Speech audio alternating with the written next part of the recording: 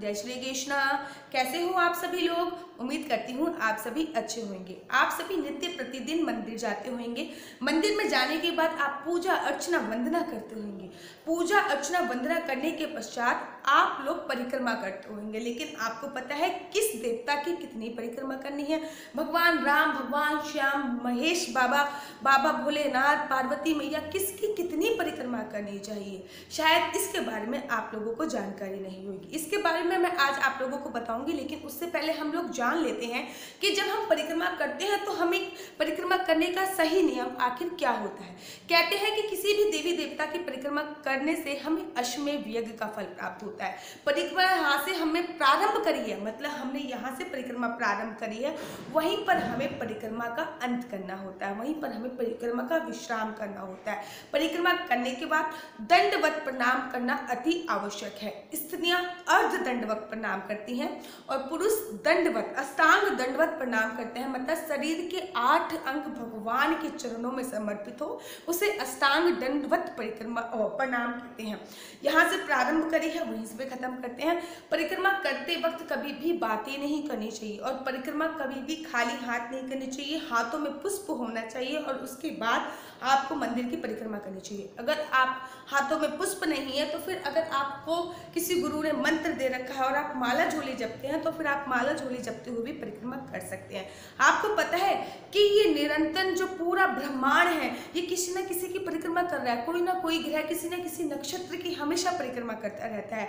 भगवान सूर्य पृथ्वी की हमेशा परिक्रमा करते रहते हैं। जी हाँ, परिक्रमा करते वक्त आपको एक मंत्र बोलना है। अगर आप ये मंत्र नहीं बोल सकते हैं तो इसका हिंदी में भी मैं शब्दार्थ बोल दूंगी, हिंदी में भी अर्थ बोल दूंगी। तो आप परिक्रमा करने से प्रारंभ में ही इसको बोलिए। बोलते हैं कि यानी कानी च पापानि जन्मांतरम कृतानि च तानि सर्वाणि नाश्यन्तु पदीक्षणे पदे पदे। हे ईश्वर, हमसे जाने अनजाने में इस जन्म में जो भी पाप हुए हैं, आप इस परिक्रमा के जरिए हमारे सारे पापों को समाप्त कीजिए, हमें सद्बुद्धि दीजिए। ये आपको संकल्प लेना है, ये आपको मंत्र बोलना है। अगर आप मंत्र नहीं बोल सकते तो आप केवल संकल्प लीजिए और उसके बाद आप लोग परिक्रमा प्रारंभ कीजिए। अगर पुष्प भी नहीं है और अगर माला झोली भी नहीं है तो हाथ में एक सिक्का लीजिए और उस सिक्के को हाथ में रखिए। 1 का सिक्का, 2 का सिक्का, 11 रुपये जितना भी हो सकता है, और उसके बाद मंदिर की परिक्रमा करिए। और जब परिक्रमा का विश्राम हो जाए तब वो आप दान पात्र में डाल सकते हैं। चलिए अब हम जानते हैं कि किस भगवान की, किस देवी देवता की कितनी परिक्रमा करनी चाहिए। तो सबसे प्रथम पुराण में आया है कि गणेश भगवान की 3 परिक्रमा करनी चाहिए। विष्णु भगवान ही राम अवतार विष्णु भगवान ने ही लिया था, कृष्ण का अवतार भी विष्णु भगवान ने लिया था। तो इससे आपका डाउट क्लियर हो जाएगा कि विष्णु भगवान की 4 परिक्रमा करनी चाहिए, अर्थात भगवान कृष्ण की भी 4 परिक्रमा करनी चाहिए, अर्थात भगवान राम की भी 4 ही परिक्रमा करनी चाहिए। माँ भगवती मात्र एक ही परिक्रमा में प्रसन्न हो जाती हैं, चाहे कोई से भी नवदुर्गा माता हो, चाहे कोई से भी माता हो, मात्र एक परिक्रमा करनी है। सूर्य भगवान की 7 परिक्रमा करनी चाहिए, हनुमान जी की 3 परिक्रमा करनी चाहिए, भगवान शिव की मात्र आधी परिक्रमा करनी चाहिए, उसके बाद वापस आ जानी। कहते हैं जो सोम सूत्र होता है उसको कभी लांघना नहीं चाहिए। भगवान शिव की परिक्रमा हमेशा चंद्राकार में करनी चाहिए, मतलब आधी परिक्रमा करी, आधी परिक्रमा करने के बाद वापस आ गया। बहुत सारे लोग पीपल की परिक्रमा करते हैं। जब सोमवती अमावस्या आती है तब महिलाएं पीपल की परिक्रमा करती है। पीपल की 108 परिक्रमा करनी चाहिए।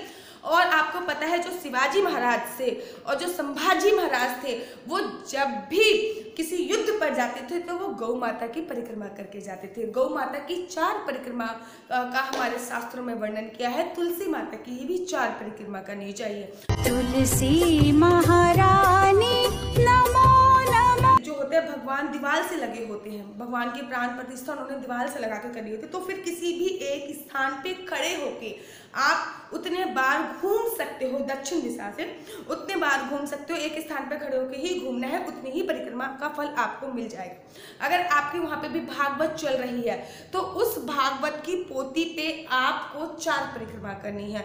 अगर आपके वहाँ पे रामचरितमानस चल रही है तो उस रामचरितमानस के विश्राम के बाद उसकी 4 परिक्रमा करनी है। है। अगर शिव महापुराण चल रही है तो उसकी आधी परिक्रमा करनी है। अगर देवी भागवत चल रही है तो उसकी एक परिक्रमा करनी है। अगर गणेश पुराण चल रहा है, गणेश भागवत चल रही है तो उनकी 3 परिक्रमा करनी है। अब लोग कहेंगे कि दीदी पूरे विश्व में तो सूर्य भगवान का मंदिर एक है, कोणार्क सूर्य मंदिर, तो सूर्य भगवान की 7 परिक्रमा कैसे कर सकते हैं? जब आप सूर्य भगवान को अर्घ देते हो, अगर आप इस पर भी डिटेल में वीडियो चाहते हो तो मुझे बताइए कि सूर्य भगवान को जल नहीं दिया जाता, सूर्य भगवान को हमेशा अर्घ दिया जाता है।